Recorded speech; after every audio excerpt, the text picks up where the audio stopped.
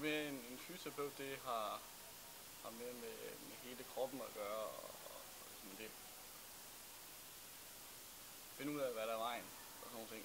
En ergoterapeut, det er måske mere, jeg ved ikke om det er medicinsk, eller om det er dumt at sige, men det er nok noget mere detaljeret, hvis man kan sige det sådan.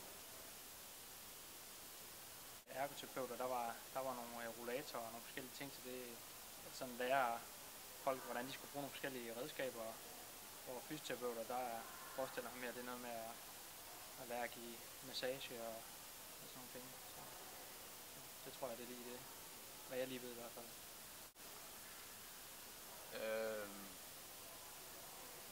Det er noget med raske mennesker og ikke helt raske mennesker, tror jeg.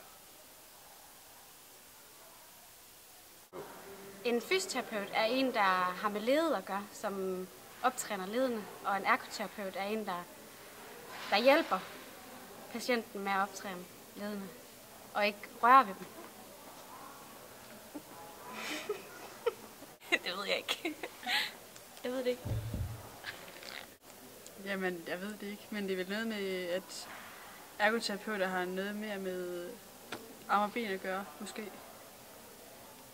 Tror jeg.